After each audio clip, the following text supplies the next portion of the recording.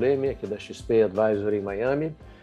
É um prazer estar aqui com vocês na nossa reunião mensal do GAAC. E sempre é um prazer ter comigo aqui o Arthur Wishman, que é o nosso CIO da XP Advisory em São Paulo. E hoje o Marcelo Scott, que é gestor da XP Advisory aqui em Miami, que vai participar também das nossas discussões. E espero que seja uma reunião interessante e um bom momento para ter um diálogo com vocês. Talvez seja uma reunião um pouco mais longa, dada a complexidade dos temas que a gente vai abordar. É inevitável ter uma certa duplicidade, porque a gente tem que desenvolver o raciocínio e alguns dos blocos a gente tem que discutir porque eles se encaixam na linha lógica do raciocínio.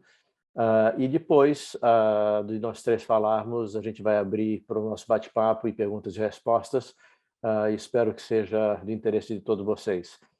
Então, começando aqui compartilhando minha tela, eu começo com um tema, primeiro com uma ressalva e uma observação. A ressalva é que é um cenário particularmente difícil, dado que você tem cenários de cauda devido à crise na Ucrânia, e pode enveredar para diferentes caminhos.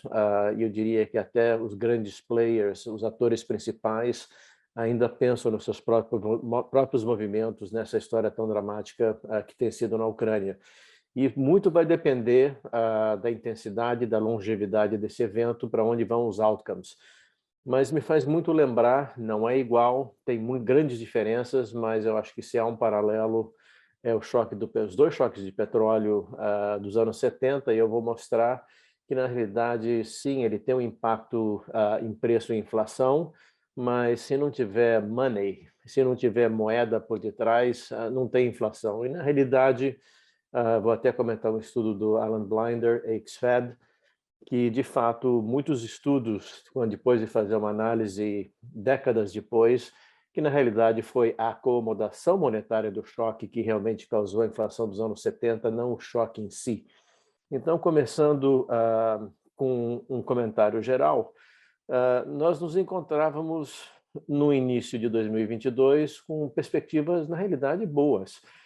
Você tinha inflação em alta, mas uma demanda agregada muito robusta, um aumento de emprego, salários reais, renda, e com isso a perspectiva de você ter um crescimento bem acima do PIB global, poder ter uma sustentabilidade também do lucro das empresas, algumas empresas repassando a inflação, outras menos, mas eu acho que tinha toda a capacidade de absorver um ciclo de alta do Fed, mesmo um ciclo de alta bem elevado, como alguns participantes do mercado, inclusive esperando 7 altas, estavam esperando em janeiro e fevereiro. Mas, como mostra aí o cenário do lado direito da foto, ou seja, toda a ponte é construída para absorver certa carga, ela tem um momento fletor, e quando você passa além da carga, a ponte desaba. E eu acho que essa que é a minha analogia do mercado. Eu acho que nós estávamos bem preparados de ter o clássico fenômeno Fed aperta, mercado cai, e depois você tem uma recuperação através de crescimento. Mas quando você coloca algo dessa dimensão e com essa incerteza geopolítica, o cenário mudou. E o cenário mudou para bem pior, e tudo vai depender do que a gente chama da condição de transversalidade, ou seja, quando acaba isso? É daqui a uma semana, um mês, 3 meses, se intensifica ou não, e isso vai, então, validar ou não a abrangência e a duração desses choques reais que a gente está vendo, financeiros também, em termos de choque de commodities, afetando a oferta agregada, que já vinha sendo afetada pelo coronavírus, e agora ela vai se contrair mais ainda, se torna mais inelástica, e a inflação desancorada, com expectativas subindo, e pode ter, então, uma reversão dessa demanda agregada que era muito forte, tem um efeito preço e efeito renda que eu vou explicar, e que poderia, através desse canal de efeito renda e perda de confiança do consumidor e do investidor, ter uma contração mais pronunciada da demanda agregada. Então, essa combinação de oferta caindo e demanda agregada caindo num segundo estágio levaria a essa combinação de mais inflação, e menos PIB, o que realmente não é um cenário bom para o mercado e que não era o que a gente estava esperando nas reuniões iniciais de janeiro, apesar da gente ter alertado. O outro ponto é incerteza, ou seja, não é que a gente está trabalhando com precificação de risco, mas são cenários complexos e com possíveis evoluções bem diferentes uma da outra, e torna muito difícil você ancorar o mercado e dar aquela firmeza de buy on the dip. E dip, se você me disser qual é o fundo do poço, eu não sei onde é que é exatamente. Então, isso complica muito mais a recuperação, um rebound técnico do mercado. E, por último, a gente vai ter condições financeiras muito mais astringentes, muito mais apertadas, não só por todas as sanções, elas também têm impactos através do canal financeiro, que são muito mais complexas e menos óbvias do que parece, e quando você soma ela ao quantitative tightening que viria na segunda metade do ano, você pode acabar com problemas de funding e liquidez e que novamente dificultam um repique, uma volta desse mercado. Por isso que eu acho que a gente introduziu um viés mais bearish para esse mercado do que a gente tinha há 2 meses atrás. Todos esses modelos, como se diz, garbage in, garbage out, depende do que você alimenta como hipóteses. Se você tem um cenário bom ou um cenário ruim, vai te levar a uma expectativa boa de mercado ou um bear market. Então, é bom deixar muito claro quais são as hipóteses ou o leque de hipóteses que a gente está utilizando, e daí vão sair os diferentes cenários para o mercado. E as minhas hipóteses de trabalho são, primeiro, que infelizmente eu acho que, apesar de haver esforços, e espero que consigamos ter um acordo de paz em breve, eu acho que há coisas que podem ser negociadas concretamente, mas eu vejo um conflito ainda longo, sangrento. Em função disso, a OTAN já procura alternativas para abastecimento de gás e óleo, e realmente é muito fantástico quando o Irã pode passar a ser teu amigo e também o regime do Maduro começa a ser também o teu possível aliado no futuro. Mostra realmente a mudança de cenário que a gente teve, com a possibilidade da Venezuela eventualmente acabar provendo petróleo. Estou tendo aqui um problema técnico. Se a Venezuela vai entrar ou não para fornecer petróleo ou não, então vai depender disso, se a gente vai continuar tendo bloqueios agora a partir da Europa, que depende muito em termos de gás natural, se isso vai dar, então, a duração e a intensidade desse choque de oferta, que ontem a presidente do ECB deixou muito claro que isso é um tremendo choque de oferta, e eles esperam uma queda expressiva do PIB. Eu acho que teremos, infelizmente, uma escalada do conflito. Você tem, pelo lado da OTAN, um perfil de formação de tropas e de aumentando as forças de prontidão nos países vizinhos da Ucrânia e Alemanha, nos Bálticos, na Polônia. Você tem exercícios militares nas fronteiras que são perigosos. Você tem B-52 vindo da Inglaterra, voando na periferia da Polônia. E tudo que você precisa é de um míssil que erra o alvo e pega um avião e o negócio escala, que não é o cenário central, é de baixa probabilidade, mas você vai ter aí um congestionamento de forças hostis.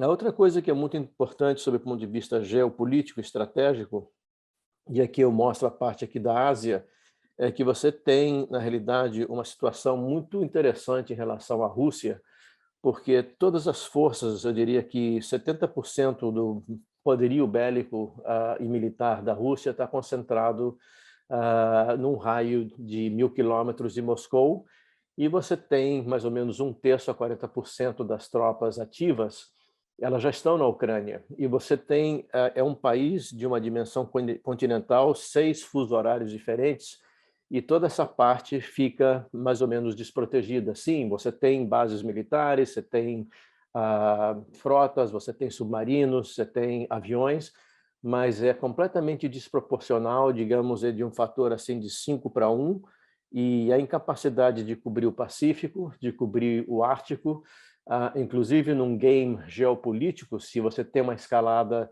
e começa a ver roces e enfrentamentos entre OTAN e Rússia, é um checkmate através de acumular forças, porque a OTAN, junto com os aliados, tem um poderio bélico muito maior. E outra coisa que para mim fica muito claro, que apesar da violência, da crueldade e, de certa maneira, o poder de destruição do exército russo, ele se demonstrou ser extremamente desorganizado, disciplina tática nenhuma, uma dificuldade de coordenação logística, não tem comida, alimento, combustíveis, não tem munições, e não tem engenharia, não tem coordenadores, enfim, ou seja, aqui é um exército que já está completamente esgarçado, e se você abre 2 ou 3 fronts, seria praticamente um checkmate. Então, essa é uma outra dimensão que a gente tem que considerar, pouco provável, mas que fique claro que está na cabeça da OTAN quais são as próximas etapas. Quais seriam os 3 cenários mais prováveis, na minha opinião? E, inclusive, nós temos algumas diferenças dentro do nosso grupo, e porque realmente são cenários complexos e difíceis de prever, mas, sem colocar números, eu acho que o mais provável de longe é que a gente acaba tendo um acordo de paz e tem havido, pelo menos, boa intenção, mais do lado ucraniano do que do lado russo, e desculpe o trocadilho, e teríamos o Finnish Solution. O Finnish Solution seria a solução Finlândia de neutralidade, que está sendo considerada para a Ucrânia, e que realmente eu acho que é um dos ingredientes fundamentais, uma vez que a Ucrânia desista temporariamente de ser um membro da OTAN, a razão de preocupação do Putin de ter tropas da OTAN na vizinhança da Rússia deixam de existir, e eu acho que isso seria um caminho para a paz, que espero que seja o caso. Há um cenário alternativo, que é o esmagamento econômico e fragilização militar da Rússia, e eu não descartaria um debilitamento, ou seja, lembre-se, em 1905, que a Rússia perdeu a guerra com o Japão e custou a cabeça do Tsar Alexandre II, e com isso eu acho que você tem um risco muito grande, de alguma maneira, do Putin acabar perdendo o poder, seja lá de que forma. Então, acho que essa é uma outra possível saída, que o problema é que você tem um desmoronamento político na Rússia e que terminaria o conflito. De menor probabilidade é um enfrentamento OTAN e Rússia, ou seja, uma guerra convencional mais ampla, que teria um choque real imenso no mercado, e eu acho esse cenário bem menos provável, mas eu acho que a gente não pode descartar. E, por último, um cenário que é realmente tail, 2%, 3%, para botar um número qualquer, é de você ter uma solução extrema, tendo um presidente acuado e não conseguindo uma vitória, de você ter, ou pelo menos, uma dirty bomb, ou usar materiais radioativos na Ucrânia, e poderia levar a algo muito pior, mas eu acho que isso aqui é muito pouco provável e espero que a gente não tenha que discutir isso. Então, agora eu vou passar para ver quais são os efeitos. Eu acho que o estrago já foi feito, e eu peço aqui paciência, voltar às aulas de microeconomia básica. O choque tem um impacto muito grande em termos de alteração de preços relativos. Então, quando você olha a cesta de commodities, desde energia, metais industriais e preciosos e grãos, fertilizantes, você tem um choque de preços relativos. Então, vamos considerar o pacote de commodities no eixo horizontal e todos os outros bens e serviços no eixo vertical, e você tem um preço relativo. O preço relativo dos outros bens com relação às commodities. Então, quando você tem essa curva inicial de restrição orçamentária, ou seja, o consumidor está decidindo entre commodities e todos os outros bens, e essa é a curva de restrição orçamentária inicial, e quando você tem um aumento do preço do petróleo, obviamente, tua renda passa a valer menos, porque subiu o preço do petróleo, você tem esse efeito renda, e que reduz o espaço do consumidor, e você estava confortavelmente nesse equilíbrio zero, e passa para um equilíbrio muito inferior, com menos disponibilidade, consumindo menos commodities e menos dos outros bens, porque a tua renda caiu. E a maneira de ver esse efeito renda exatamente chama-se a decomposição de Hicks, que você mostra ao novo preço relativo de petróleo e commodities mais altos, qual seria o teu equilíbrio, que é o puro efeito de preço relativo, que seria o ponto 2, mas você acaba no ponto 1, porque você tem uma perda de renda, porque o preço de uma cesta de um bem que você consome em grande quantidade caiu, então você vai colocar gasolina, você perde muito mais a tua renda disponível, e isso tem um impacto muito grande de contração da demanda agregada. Então, preços de commodities subindo, preço subindo, essa mudança de preços relativos tem um efeito renda e ela vai ser contracionista de reduzir o PIB. E esse é o gráfico de oferta agregada e demanda agregada que explica. Então, nós temos a demanda agregada inicial no ponto 0. Então, isso aqui seria a nível global, seria toda a demanda agregada no mundo, essa curva verde. E nós tínhamos a oferta que já era inelástica pelos problemas logísticos, pelo problema todo de disrupções, e a gente estava nesse equilíbrio 1, e aqui a gente usa no eixo horizontal o PIB em índice, o índice de 100, e tínhamos o índice de preço P no eixo vertical também em 100. Então, quando você tem uma redução da oferta de commodities e de problemas de logísticas, de frete, tudo isso, a curva passou a ser mais inelástica. Então, ela foi para trás, redução de oferta, e ela passou a ser mais inelástica do que era anteriormente. E você acaba com uma queda do PIB, então você passa de 100 para 97, menos 3%, e você tem um aumento de inflação, no caso de 8%. E você não para aí, porque você tem, então, como eu expliquei no gráfico anterior, você tem uma queda da renda, e quando você tem a queda da renda, o consumo cai, o investimento cai, e com isso a demanda agregada vai cair também. Então, esse é o segundo efeito do deslocamento, ponto 3, esse é o teu equilíbrio final. Mas é um equilíbrio final para a economia global e para a Bolsa ruim, porque você acaba com um PIB menor. Eu não estou dizendo que a gente vai entrar numa recessão e essa dificuldade, mas a direção é óbvia, é aumento de inflação e queda do PIB.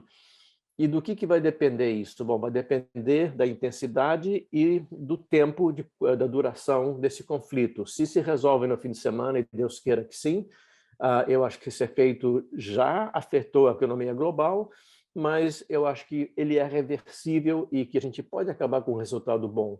Mas quanto mais persistente e mais intenso for o conflito, pior vai ser esse cenário em matéria de contração de PIB e de inflação. Eu coloco aqui um resultado de um paper que saiu em 2008, revendo os dois choques de petróleo do ano 73 e 79, que é o OPEP 1 e o OPEP 2, do ex-Fed Alan Blinder. Só para dar uma olhada, quer dizer, a contração de PIB nessa época, devido ao efeito preço, foi de 1,5% do PIB e de quase 2% de pontos percentuais do PIB. Então, se a gente estava com 4%, ele caiu para 2,5%, se estava com 4%, caiu para 2%. Então, é um choque claramente contracionista e inflacionário. E esse aqui é o risco pior, quer dizer, porque não para ali. Então, os bancos centrais vão ter uma tentação, apesar de a gente estar entrando num ciclo de alta, de normalização de política monetária, a tentação, que foi o que aconteceu em 73 e 79, é dos bancos centrais não quererem manter a economia com desemprego aqui em 97. Então, eles não vão fazer a contração que eles deveriam fazer para baixar a inflação e fazer o contrário. Eles acabam injetando mais liquidez, você tem um aumento do estímulo monetário, e, na realidade, a inflação dos anos 70, quando você olha cuidadosamente os números, ela é muito mais a acomodação monetária de um choque real do que o choque real em si mesmo. Então, se o Banco Central fica e faz o trabalho dele de ser contracionista para reduzir a inflação, você vai acabar com uma inflação mais baixa, mas você tem um risco de você poder terminar com muito mais inflação para tentar estimular a economia e tentar voltar ao PIB inicial de 100. Então, esse que é o grande risco de quanto mais dovish forem o ECB e o Fed, isso são péssimas notícias de médio e longo prazo para a economia global. Aqui eu mostro, e o Marcelo preparou essa tabela, quer dizer, o tamanho do choque de commodities, isso só no ano corrido, quase 30% do índice de commodities, algumas como trigo, alimentos, metais. É um choque muito importante. E quando a gente olha a decomposição da inflação de janeiro, fica muito claro que no headline, alimentos e energia têm sido dois fatores que explicam grande parte o aumento do headline inflation. E o que nós estamos falando é um choque de preços relativos e aumento de preços de commodities. Então, para mim, é bem óbvio que isso vai levar a um aumento significativo da taxa de year over year, das taxas mensais. E isso nos leva, então, a esse próximo gráfico, que se a gente estava esperando uma queda, então aqui eu olho o núcleo da inflação do índice de preço ao consumidor, tinha que ter atualizado aos dados de fevereiro, esse aqui é o dado de janeiro, e o mercado espera que isso aqui vai cair de volta a 2,5%, que é próximo ao target do Fed em 6 ou 12 meses. Eu acho que a trajetória vai ser muito mais a trajetória azul, em que nós teremos um aumento contínuo e prolongado, e quanto maior for esse choque de commodities e mais longa a guerra, mais intenso vai ser esse choque. Quanto foi esse choque nos anos 73, 75 e 79, nos dois choques da OPEP que nós tivemos? Eles foram mais ou menos, em termos de contribuição de headline, explica 6 e 4 pontos percentuais de aumento da inflação. Então, são aumentos muito expressivos da inflação e, por um lado, nós saímos hoje de uma posição muito melhor de atividade econômica, excelente, mas não saímos de uma situação boa em termos de inflação, que já é alta, mais alta do que era quando foi pega a economia global em 73. Então, você tem o risco de você ter desancoragem de expectativas e ter um problema inflacionário que é mais duradouro. Aqui mostra expectativas desancoradas e com uma divergência de expectativas indo para 8%, 9%, e eu acho que isso vai continuar subindo. E com uma condição de mercado de trabalho apertado, você vai ter a espiral de inflação, salários, inflação, o que diz muito simplesmente, voltando ao Milton Friedman, que ao menos que você aumente a taxa real de juros, que ela passe a ser fortemente positiva, você não vai conseguir reduzir a inflação. Então, o Fed vai ter que resolver semana que vem, e isso que eu vou discutir agora. Então, você vai ter reunião do FONC na quarta-feira, e ele sempre esteve dividido com o Powell e vai continuar cada vez mais dividido. O que eu fiz nesse gráfico aqui? Isso aqui é tentar adivinhar o que vai ser o dot plot que eles vão divulgar na semana que vem. Então, aqui eu mostro duas coisas. Primeiro que você tem os hawks lá em cima e você tem os pombos lá embaixo, e você vai ter um aumento da dispersão, ou seja, quanto mais longo o horizonte de planejamento ou de previsão, 1, 2, 3, médio prazo, você vai ter uma dispersão maior. Eu acho que vai estar mais concentrado em 2022, que eu diria que o consenso estaria em 5 a 6 aumentos de 25, pode esquecer de 50 agora nessa reunião da semana que vem, e até acho que em matéria de o que o mercado teme e o que vai ser divulgado pelo Fed, eu acho que você tem hawks tipo Bullard, tipo Waller, tipo Bostic, que tem assustado o mercado, mas eu acho que a linha dos pombos vai prevalecer, especialmente devido ao risco de você ter uma desaceleração econômica mais alta, mas você vai continuar com essa dispersão. E ela é muito importante para o terminal rate, ou seja, se você quer reduzir a inflação, essa taxa terminal real ela tem que ser positiva em 0,5% a 1%. Então, como dizia o Milton Friedman, você não consegue reduzir a inflação a menos que você reduza o emprego e a menos que você reduza a atividade econômica. E por isso que você tem essa dispersão que vai entre 2,25 até 3,75. Então, você tem quase 1,5 de diferença. Então, isso aqui são 6 reuniões equivalentes de diferença da onde o Fed acha que ele vai parar na taxa longa de equilíbrio. Então, vamos ver, mas a impressão que eu tenho é que 5 altas seriam de bom tamanho para a situação e a incerteza que você tem. E isso aqui resume, então, o que a gente esperaria para a divulgação de quarta-feira que vem. O mercado já esteve trabalhando com 7 altas de 25, alguns trabalhando com uma alta de 50, inclusive próprios membros do Fed defenderam uma alta de máxima de 50, esquece. Eu acho que vai ficar no 25, mais provável 5 de 25, com o risco de serem 6 de 25. Na medida que a gente tem um acordo de paz amanhã, eles podem ficar mais confortáveis e apertar mais e mais rapidamente. E, por último, é fundamental saber qual vai ser o runoff, ou seja, qual vai ser a contração do balanço e a que ritmo. Eu espero que seja entre 100 bilhões por mês. Eles têm bastante excesso de reservas bancárias e note que esses excessos de reservas bancárias elas já caíram de 1,8 para 1,4 tri, ou seja, já houve uma queda de 400 bilhões em termos de reverse repo, que mostra que esses choques em matéria de restrições e sanções econômicas têm drenado liquidez.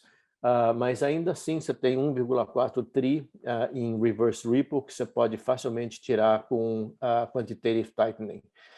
E aqui me leva a yield curve, que ela se movimentou muito. Isso aqui é a yield curve há 6 meses atrás, que estrutura a termo da taxa de juros nos Estados Unidos. A linha azul é onde ela estava na quarta-feira, e a linha vermelha é para onde eu acho que, quando tivermos uma reunião daqui a um ano, é onde ela estará, e que mostra que, para até 2 anos, a curva já precifica corretamente o que o Fed deverá fazer.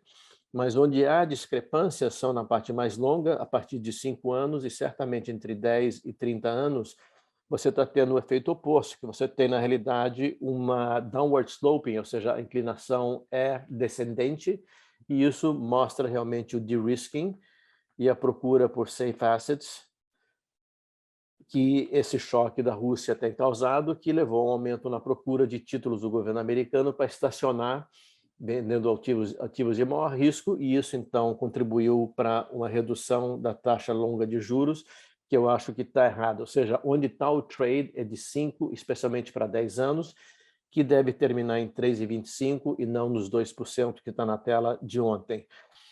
Concluo com a visão de mercado. Eu acho que a visão para ativos de risco, eu acho que a gente tem um outlook negativo. Eu não sei se ele é ligeiramente negativo ou muito negativo, com um risco de baixa para a Bolsa. Por quê? Porque a inflação vai ser mais alta, o Fed deveria aumentar os juros mais do que eu acho que alguns dos membros mais dovish vão querer aumentar os juros, mas, por outro lado, a história mostra que, em situações de um choque real, um choque de oferta, eles tendem a ser mais dovish do que eu espero, e esse acaba com mais inflação do que você previa inicialmente. Deve ter o efeito de contração do PIB, de redução de lucro e aumento do prêmio de risco. Isso tem que ser negativo para a Bolsa, especialmente para a Europa, que está do lado, especialmente com risco de disrupções no fornecimento de gás natural e de derivados de petróleo, e também, de certa maneira, mais menos Estados Unidos. Renda fixa no curto prazo positivo, se houver aumento de risco geopolítico, e negativo para renda fixa, crédito, se o mercado vai risk-off e juros mais altos, e você tem também uma queda da atividade econômica. Para emergentes, o sinal é ambíguo, que, por um lado, os exportadores, como no caso do Brasil, de metais, no caso ferro, grãos, energia, você tem um choque positivo, por exemplo, super bullish para México, mas, por outro lado, você tem uma força negativa, que é, ao aumentar a taxa de juros e ter quantitative tightening, você diminui a liquidez, e você pode ter venda de ativos para compensar as posições em Rússia, e você tem vários grandes fundos que estão presos na Rússia e tem que, então, fazer um cash out de ativos de boa qualidade, de emergentes mais líquidos, para poder compensar se eles tiverem resgates.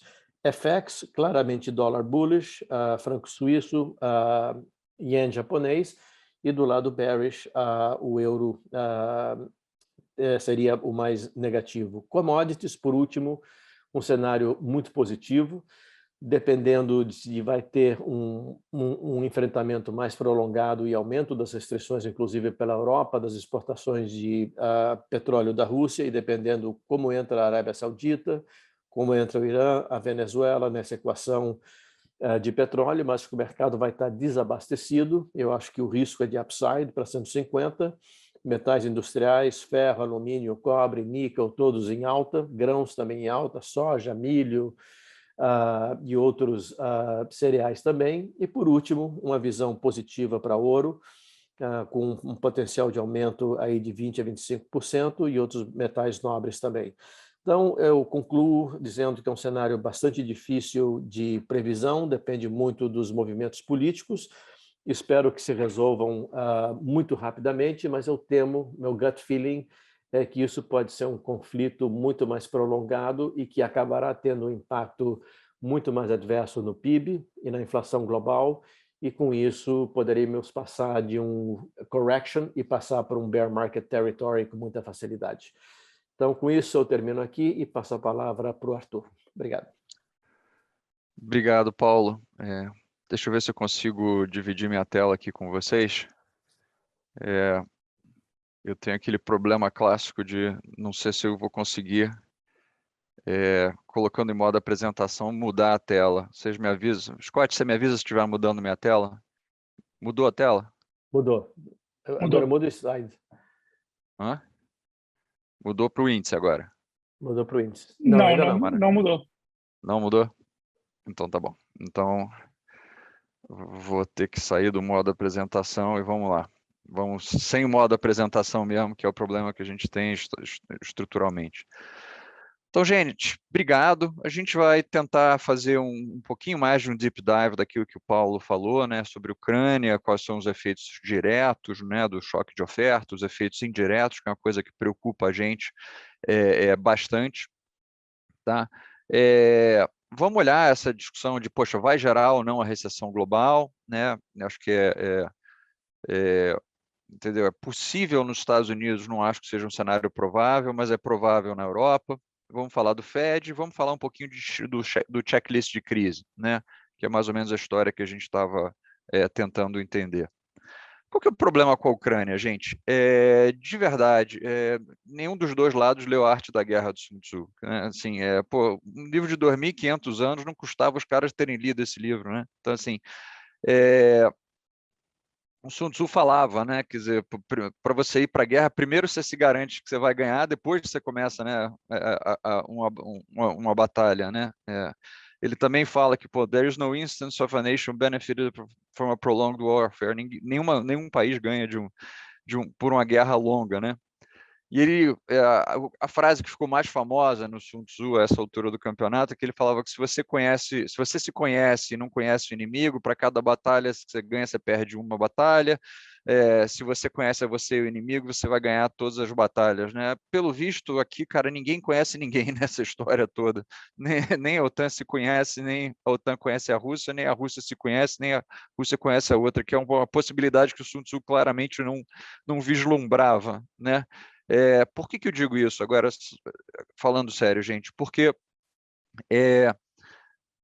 a dificuldade que a gente tem de analisar esse conflito é porque a gente vai aplicar lógica sobre a geopolítica existente e a lógica não nos levaria ao ponto onde a gente está agora. Então, você está aplicando um modelo mental que não levaria você a entrar em guerra, que é o seguinte, poxa, estava muito claro que a expansão da OTAN, entendeu? Não deveria incluir a Ucrânia. O Henry Kissinger já tinha escrito um texto em 2014, quando foi anexada a Crimeia, falou, olha, a solução Finlândia é a única solução palatável para os russos, né? Você não pode ter um país aliado à OTAN numa fronteira tão próxima a Moscou. Então assim, você já teve um grande erro de cálculo por parte da OTAN, né, em tentar, e da Ucrânia, né, sob esse ponto de vista, em tentar, entendeu, se expandir naquela direção, se expandir para uma região tão próxima da Rússia. E o erro de cálculo do Putin está ficando muito claro agora. Ele achou que ele ia aplicar o playbook da Geórgia, que é, poxa, você invade, em 3 dias você desestabiliza o país, né? 30% da população ucraniana é de origem russa, eles te recebem de braços abertos, o exército ucraniano desiste, você muda o governo e coloca um governo que assina um tratado garantindo que ele nunca entra na OTAN. Né? Claramente foi um erro de cálculo, ele subestimou o exército ucraniano, ele superestimou o exército russo, e agora a gente está numa solução que a gente não tem como vislumbrar a saída. Né? Existe a saída? Existe. A saída é claramente o que o Paulo colocou.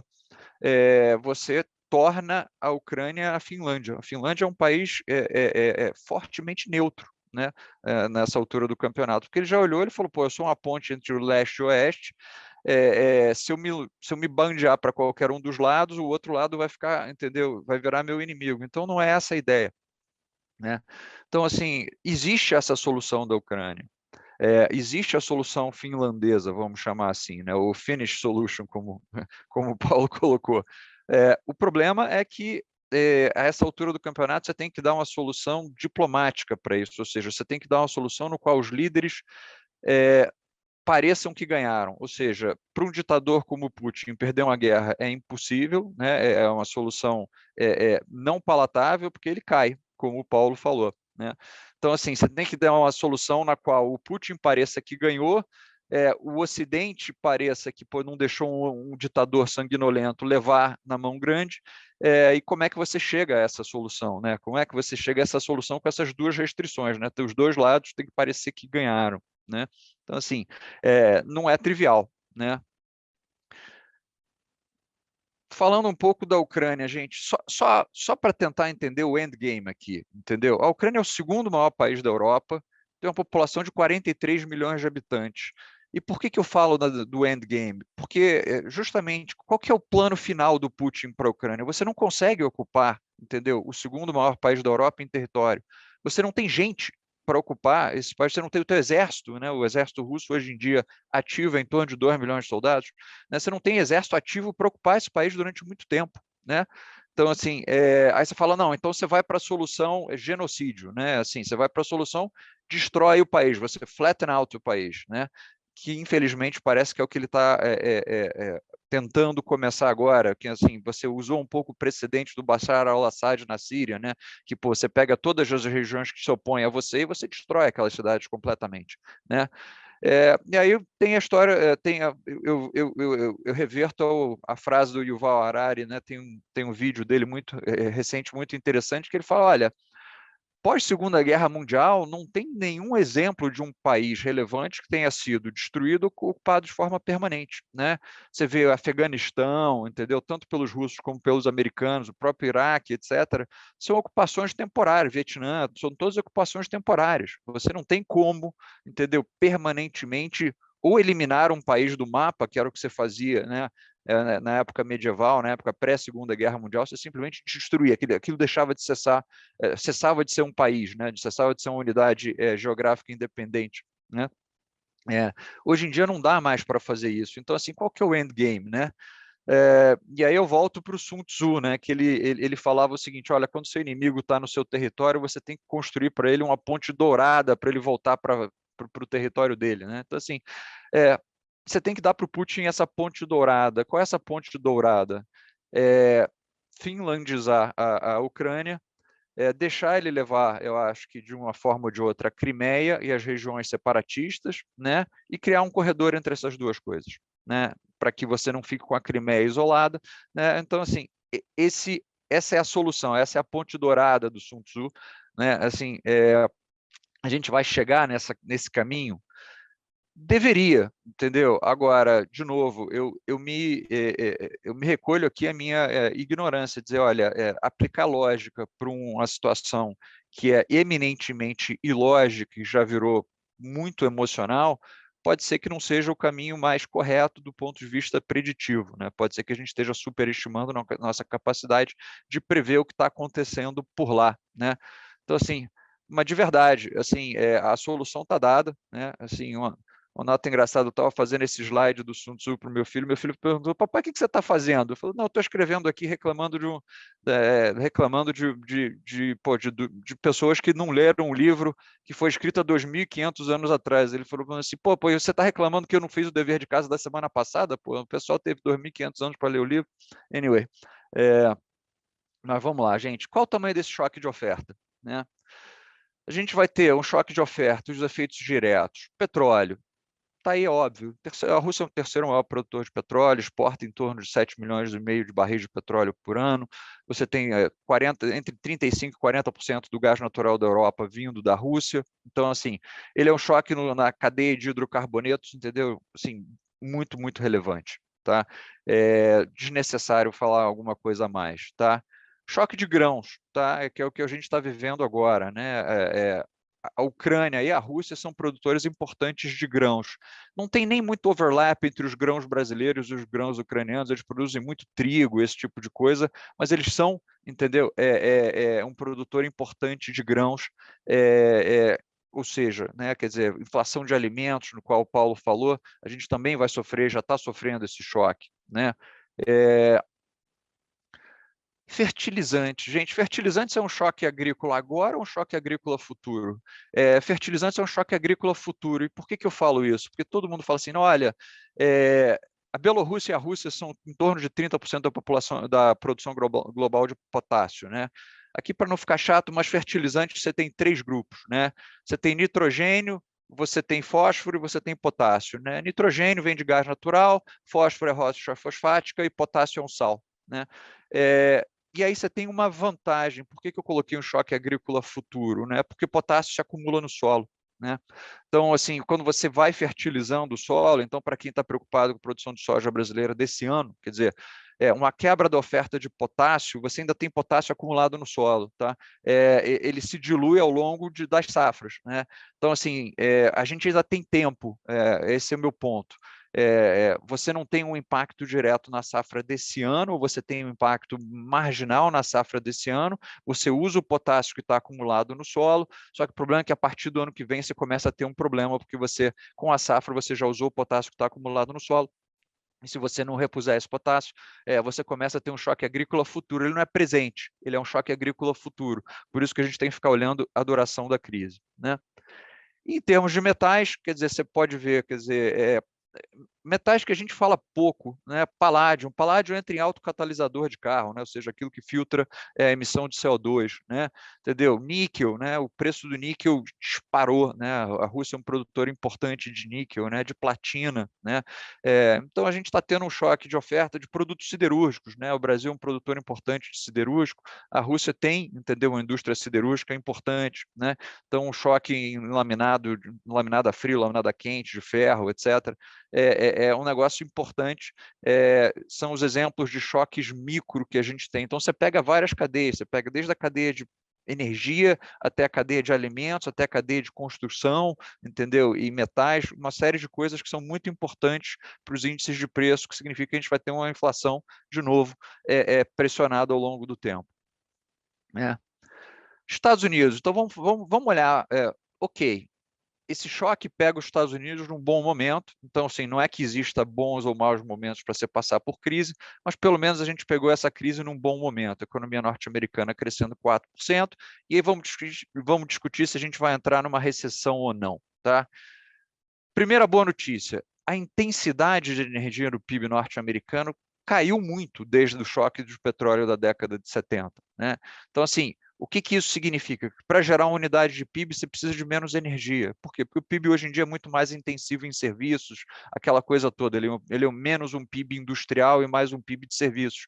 Um PIB de serviços, você usa menos energia. O que isso significa? Que um choque de petróleo ou um choque de energia como um todo gera um impacto menor sobre o PIB do que ele gerou na década de 70. Você vê lá, o Paulo falou de um impacto de 1,5% a 2% no PIB, daquele choque da década de 70, então, por definição, o impacto deveria ser menor agora. Né? Por quê? Porque a intensidade do PIB é menor. Né? Para um PIB que estava crescendo 4% ao ano, essa é a previsão do Banco Central norte-americano, então você tem alguma coisa menor do que 1,5%, 2% do PIB, você ainda pode ter um PIB crescendo em torno de 2 e alguma coisa por cento, que é significativamente abaixo do que a gente estava esperando 4%, mas ainda assim é bastante longe de uma recessão. Né? Segundo, o mercado de trabalho norte-americano está num momento super saudável. Né? Vocês veem os dados do payroll, que é o gráfico de baixo, né? 678 mil postos de trabalho sendo gerados em fevereiro. Né? Aquele gráfico, o gráfico de cima é o gráfico do Fed St. Louis, né? Do total de non-farm payroll, né, de pessoas empregadas, né, e a gente falou no GAAC passado daquele 1,5 milhão de pessoas que tinha meio que sumido da força de trabalho. Esse 1,5 milhão de pessoas está se rejuntando à força de trabalho, está se voltando à força de trabalho, ainda que de forma lenta, mas está voltando à força de trabalho, ou seja, a gente pode chegar a voltar a ter um pico de emprego, entendeu? Que significa pico de geração de renda, que significa pico de possibilidade de consumo. Né?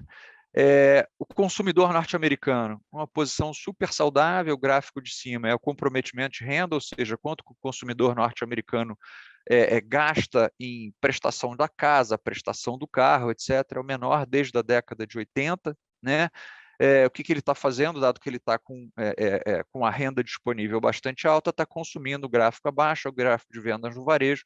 A gente vê que o gráfico de vendas no varejo está em all-time high e assim bem distante até da trajetória que a gente considera de uma trajetória sustentável, ou seja, tem algum indício de que o consumidor americano esteja overconsuming. E ele está overconsuming porque ele teve esse ganho extraordinário de renda com os Corona Vouchers do ano passado. Mas tá bom, Arthur, você está dizendo agora, mas e aí a gente vem e coloca um choque em cima da renda do consumidor norte-americano. Como é que isso pega o consumidor norte-americano? O gráfico da esquerda é uma simulação por nível de renda do que acontece se você dobrar a conta de energia de um consumidor norte-americano. Quanto você impacta a renda de um consumidor norte-americano? Na média, você diminui a renda disponível de um consumidor norte-americano, que é aquele gráfico do Paulo, do efeito Hicks lá, em torno de 3,5%. Tá? Depende, obviamente, do nível de renda. Pessoas muito ricas têm uma intensidade de energia, ou seja, elas consomem menos energia como percentual da sua renda. Então, para gente muito rica, importa menos, né? Ou seja, para os top 20% de renda norte-americana, isso é menos de 2%. Para um americano médio, quando você pega esses dois grupos aqui, tá? Esses dois grupos aqui são em torno de 70% do consumo norte-americano, tá? Alguma coisa em torno de 3,5% de impacto de renda, se você dobrar o custo de energia como um todo, gasolina, eletricidade, gás de aquecimento, etc. Né? Então, para um consumidor que estava crescendo o seu consumo, né, na ordem de 5%, 6%, você tira 3,5%, é uma coisa relevante, não é suficiente para fazer com que eles tenham uma necessidade de consumo negativa. E aí você ainda tem o colchão de amortecedor, que é o gráfico da direita, que é o seguinte: quanto é que ele tem de poupança acumulada? A gente já fez referência a esse gráfico no passado, né? O consumidor norte-americano tem um excesso de poupança hoje em dia de 2 trilhões de dólares, né? Então ele não precisa, dado que a renda, que o custo de energia dele foi 3,5% mais alto, caso você dobre, que já é uma hipótese relativamente agressiva, né, o custo de energia de um consumidor médio, ele pode simplesmente usar isso, usar o dinheiro que ele tem acumulado, a poupança que ele tem acumulado para fazer frente a esse gasto adicional. Então, assim, você tem um consumidor que tem a capacidade de suportar o choque. Não é que esse choque seja irrelevante, mas você tem um consumidor que tem a capacidade de suportar o choque. Aí você falou assim, então, ok, Arthur, isso aí são os impactos diretos, mas e os impactos indiretos? Você tem impacto via canal financeiro, né? Via estresse no mercado financeiro. Vamos lembrar de 2008, né? Aí você olha esse gráfico do Fed de St. Louis, que é o gráfico de nível de estresse financeiro, né? Ele pega uma série de variáveis, spread de crédito, volatilidade, uma série de outras coisas. Os spreads de crédito nos Estados Unidos subiram, né, pós-crise, ou seja, isso é um dado que indica que tem um certo nível de estresse no sistema, mas o nível de estresse do sistema ainda está longe de ser um nível de estresse relevante, pelo menos conforme refletido dentro do mercado financeiro. Tá? Ele subiu, tá? Ele não é irrelevante, essa alta de estresse que você observa dentro do mercado financeiro, mas ela está longe de ser em níveis de crise. Poxa, Arthur, mas e a put do Fed? Né? A gente ouviu falar e a gente operou durante os últimos 10, 12 anos o mercado norte-americano com a seguinte hipótese: toda vez que tinha algum choque importante, o Fed ia lá e contrabalanceava esse choque. Ele agia como um contraponto a esse choque. Ou ele cortava os juros, ou ele injetava liquidez, ou ele falava alguma coisa que acalmava o mercado. Né? Eu acho que dessa vez o Fed, como o Paulo mostrou, ele tem muito menos grau de liberdade. Por que o Fed podia se dar ao luxo de tentar amortizar os choques no passado? Porque a inflação estava rodando a 2, que é esse gráfico que vocês veem na direita. Com a inflação rodando a 7,5 acumulado, entendeu? O Fed tem muito menos graus de liberdade para tentar acomodar os choques. Ou seja, existe uma put do Fed, né? As pessoas falavam da put do Bernanke, depois da put da Yellen, agora a put do Powell. Eu acho que essa put ainda existe, entendeu? Porque o Fed pensa em condições financeiras amplas, se o mercado acionário, entendeu, vier para 3, o S&P vem para 3.800, é um choque grande de condições financeiras amplas. Mas essa put do Fed está bem fora do dinheiro a essa altura do campeonato. Por quê? Porque ele tem menos grau de liberdade, ele tem que fazer frente a um CPI bastante alto. Tá? Bom, Arthur, ok, mas o S&P já caiu 10%. E o que a gente pode esperar a partir de agora? Tá? Isso aqui a gente olha, entendeu? Você vai falar, poxa, a trajetória do S&P depois de quedas de 10%. Né? A gente quebrou, pegou desde a década de 50 ali, o que aconteceu com o S&P depois de uma correção de 10%. Tá? E aí a resposta é muito clara, gente. Depois de uma correção de 10%, se você tem uma recessão, o S&P continua em território de correção, ou seja, ele continua caindo. Ele, na verdade, ele cai um pouco mais, mas ele continua caindo nos próximos 12 meses. Ou seja, a variável-chave aqui é você teve ou não teve uma recessão. Se você não teve uma recessão, em 12 meses ele recupera tudo e mais um pouco. Tá? Então, assim, é mais ou menos essa a lógica. A pergunta que a gente tem que fazer agora é a seguinte, bom, então, ok, vai ter uma recessão ou não, né? Para decidir trajetória futura do S&P, se você acredita que tem uma recessão, você vai dizer, olha, então ok, então o S&P não vai se recuperar num horizonte de 12 meses. Se você acredita que não tem uma recessão, você diz, olha, historicamente o S&P se recuperou num horizonte de 12 meses depois de quedas de 10%, toda vez que não teve uma recessão. Aí você fala, pô, mas ok, não vai ter uma recessão, mas e os lucros? Não vão ser impactados? Vão. Né? Mas aí você tem uma vantagem do S&P contra o Eurostoxx, por exemplo. O Eurostoxx é óbvio, né? Então, assim, mas o S&P ele tem uma vantagem regional, uma vantagem setorial, né? Quer dizer, se é um índice que é muito voltado para a economia norte-americana, né? Você tem 72% das receitas vem de dentro dos Estados Unidos, mas pô, 30% da receita vem de fora. Vem, mas, poxa, só um percentual relativamente pequeno das empresas, da receita das empresas do S&P tá na Europa. Tá? E a segunda parte, que poxa, as empresas que têm o melhor perfil de rentabilidade nos Estados Unidos são as empresas de tecnologia.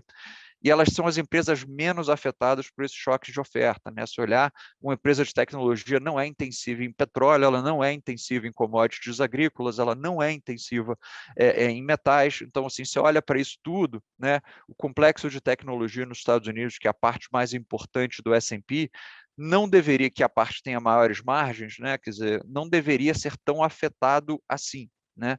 Então, o S&P ele tem, por meio que assim, desenho, uma construção setorial, uma construção geográfica, que fazem com que a sua rentabilidade seja muito menos impactada que a rentabilidade do Eurostoxx, por exemplo, que é um índice que tem muito bancos, que tem muitas empresas, entendeu? Industriais, etc. Entendeu? Isso significa que os lucros das empresas do S&P não vão sofrer? Não, não significa que não vão sofrer, não, mas aí a gente vai ter que ser muito mais seletivo, a gente vai ter que usar a microeconomia e descobrir quem tem pricing power, quem tem capacidade de repassar para o consumidor final, entendeu? Seu aumento de custos. Quer dizer, você pensa numa empresa como a Kellogg's, por exemplo, poxa, o cara basicamente faz milho, ele pega milho com açúcar e ele transforma em sucrilho, né? Quer dizer, ele vai ter capacidade de transformar isso em aumento de preço para o consumidor final? Não sei, né? Tem uma dificuldade ali. Então, tem algumas empresas que têm muito mais facilidade, as empresas de tecnologia não têm grandes problemas, algumas empresas industriais e de consumo básico pode ser que sofram um squeeze de margem relevante. A geração de caixa permanece super alta. Esse é um gráfico que a gente sempre volta, né? Porque o que importa em mercado de ações de verdade, gente, é a geração de fluxo de caixa livre. Ponto, né? E a geração de fluxo de caixa livre permanece bastante alta, especialmente nas ações de crescimento nos Estados Unidos. Aqui ele chama de ações de crescimento. Estamos falando de Google, estamos falando de Apple, estamos falando de Amazon e esse tipo de coisa, né? E o que as empresas estão fazendo, né, com essa geração de caixa livre? Buyback. Então, assim, você tem, ao contrário do mercado europeu e ao contrário de alguns outros mercados, você tem um demandante de última instância, que são as próprias empresas. A gente vai falar isso em algum outro lugar, que o mercado norte-americano está passando pelo que o americano chama de de-equitization, quer dizer, você está diminuindo a quantidade de ações disponíveis porque as empresas estão com programas de recompra gigantes. Tá? Qual o programa de recompra estimado para 2022? $1 trilhão. Você viu que a Amazon anteontem, anunciou um buyback de 10 bi de dólares, né? Só por quê? Porque ela pode, entendeu? Então, você vai ver anúncios de buyback ainda, ou execuções de buyback de magnitudes muito grandes. Quer dizer, você tem $1 trilhão de demanda de ações das próprias empresas. Tá?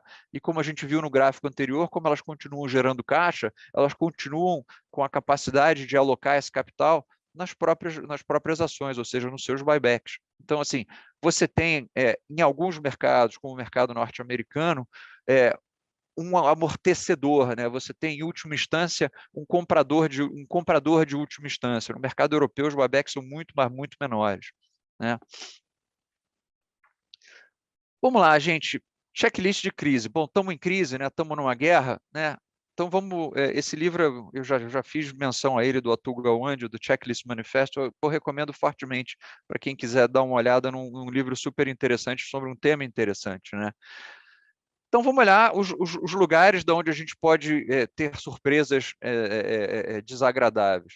Sistema bancário europeu, risco de contrapartida de derivativos, esses dois são muito, os três primeiros, na verdade, são muito interligados, né? Mercado de crédito, indicador e confiança e o estresse que a gente pode colocar sobre o ECB, né?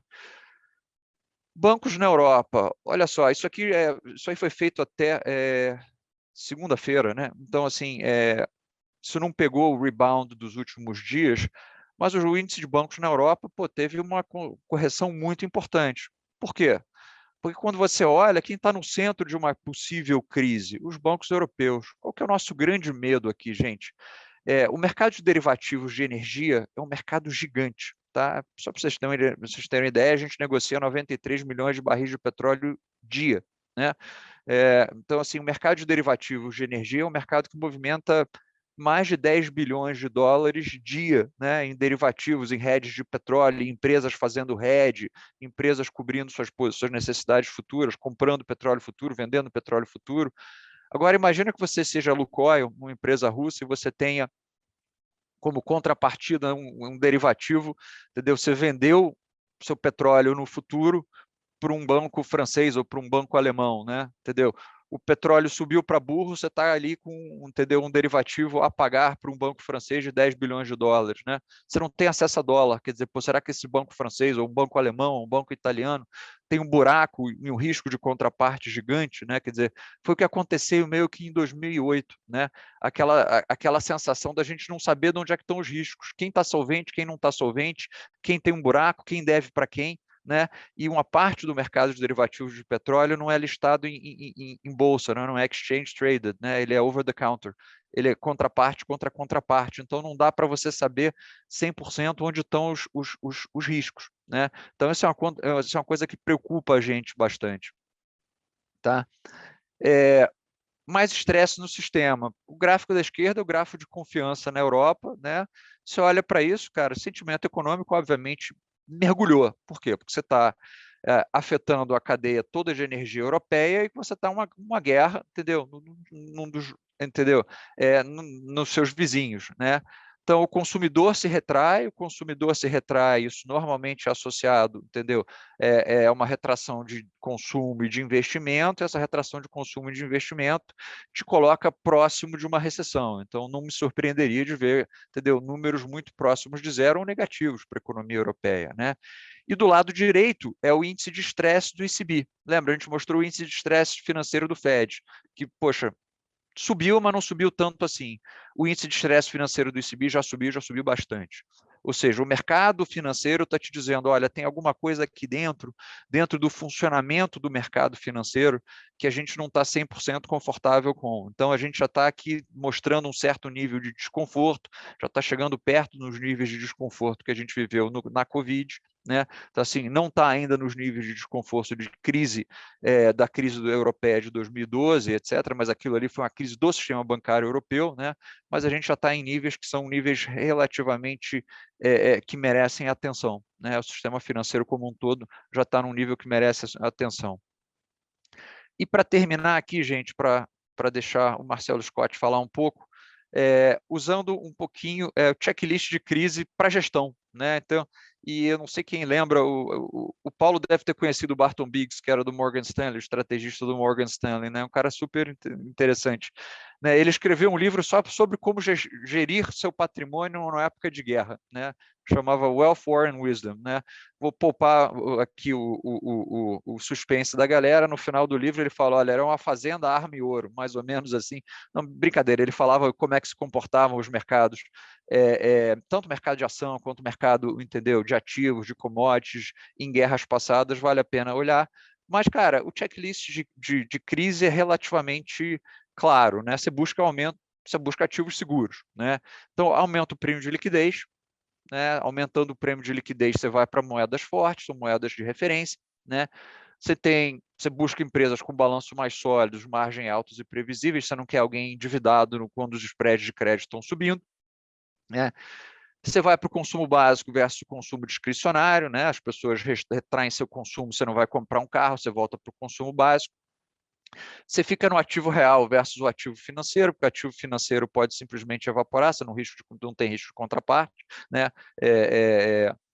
E você tem que tomar muito cuidado com os trades de vol disfarçada, né? Tudo aquilo que é short vol a essa altura do campeonato, você tem que tomar muito cuidado, né? É um mundo onde você tem spikes de volatilidade. Tem coisas que são óbvias, né? Que você vê o efeito da volatilidade direto com o mercado acionário, mas tem coisas que são menos óbvias, como a inclinação de curva de juros, etc., mas que também são trades de volatilidade disfarçada. Então, toma muito cuidado nos seus portfólios para você não ter nenhum trade que seja short vol e você não esteja percebendo, tá? Mas, gente, assim, para terminar, assim, a mensagem final é assim, toda crise passa, né? De verdade. Estou aqui há 27 anos, eu li um relatório, teve uma casa de research que escreveu um relatório dizendo o seguinte, olha, tem 90% de chance dessa crise passar e 10% de chance da gente terminar numa guerra nuclear. E ele fala o seguinte, você tem que comprar ações.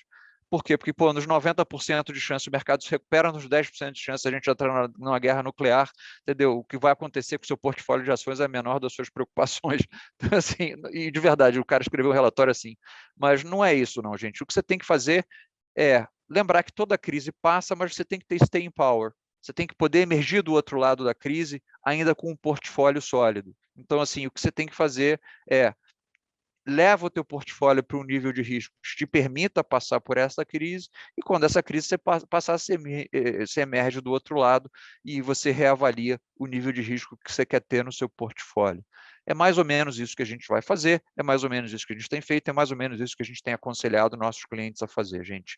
E com isso eu paro aqui e passo para o Marcelo Scott. Muito obrigado. Bom, vou passar um resumo rápido aqui dos mercados de renda fixa e renda variável globais durante o mês de fevereiro, e depois a gente passa também pelas exposições do nosso fundo XP Global Strategies e também pela performance no mês passado, tá?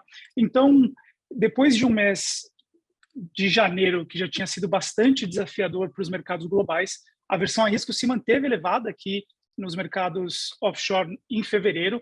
E aí, para citar só alguns fatores que contribuíram para isso, e o Paulo e o Arthur comentaram a maioria deles durante as suas apresentações. Então, a gente teve durante o mês passado sinalizações divergentes de membros do Fed em relação à velocidade e ao tamanho do ciclo de alta de juros, ou lift-off, como o Paulo chamou, e também da redução do seu balanço patrimonial, o runoff. A gente teve também mais uma divulgação de dados de inflação, tanto do consumidor quanto para o atacado, acima do esperado nos Estados Unidos. Também tivemos divulgações de dados econômicos aqui nos Estados Unidos durante fevereiro, divulgações mistas. Então, a gente teve dados de desemprego e vendas do varejo e o consumidor ali, como o Arthur mostrou na apresentação dele, vieram bem mais forte do que o esperado. Mas, por outro lado, a gente viu o sentimento do consumidor e das empresas pequenas diminuindo durante o mês passado, e isso contribuiu para um aumento da volatilidade, muito por conta da diretriz do Fed de ser dependente de dados econômicos em seu ciclo de aperto monetário daqui para frente. E aí, por último, não poderia deixar de ser, e talvez o principal fator ali no final do mês que gerou essa aversão a risco, foi a escalada nas tensões geopolíticas entre a OTAN e a Rússia, que acabou culminando com a invasão da Rússia à Ucrânia em 24 de fevereiro, e isso impactou não só o sentimento dos investidores e o apetite a risco, mas também, como o Arthur e o Paulo mostraram, o mercado de commodities energéticas, de commodities agrícolas, e elevou os receios também em relação a uma inflação maior e mais persistente em escala global. No início de fevereiro, o mercado, só para vocês terem uma ideia, aqui nos Estados Unidos, estimava que o Fed aumentaria a taxa de juros americana em 4 vezes nesse ano, então um total de 1%. Ao longo do mês, esse consenso chegou a precificar quase 7 altas de juro para esse ano, e depois, com a eclosão da guerra, ele acabou terminando o mês ali com pelo menos 5 altas para 2022. Hoje, o mercado já voltou a precificar algo em torno a 6 altas e meia aqui para esse ano, em 2022. Olhando aqui para o gráfico que está na tela, e assim como havia acontecido também em janeiro, o que a gente viu aqui na curva de juros americano foi uma alta, e aí uma alta ao longo de toda a curva, desde os vencimentos mais curtos aos vencimentos mais longos, mas foi um movimento que, diferentemente do que a gente viu em janeiro, ele foi muito mais forte nos títulos mais curtos, então aqueles com vencimento entre 1 e 5 anos, que acabaram subindo em fevereiro entre 14 e 32 pontos base. Como vocês podem ver, ele acabou contribuindo para um achatamento maior da curva de juros, então a curva ficando mais achatada. Outra consequência que a gente viu em fevereiro, em meio a tudo isso, foi um aumento nas expectativas, obviamente, de inflação no médio e longo prazo, e isso fez com que o juro real americano de 10 anos caísse para 0,80.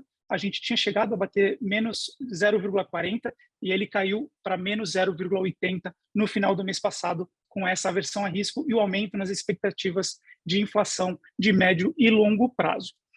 Olhando para a performance dos principais índices globais de renda fixa, a gente vê que todos encerraram fevereiro com queda, e aqui eu acho que vale destacar o índice Global Aggregate, que é esse em preto aqui. Ele é o principal índice de referência de renda fixa dolarizada. Ele é composto por títulos com grau de investimento e possui um prazo médio de vencimento de pouco mais de 7 anos. Ele acabou caindo 1,2% em fevereiro, e no fechamento do mês passado ele já caía pouco mais de 3%.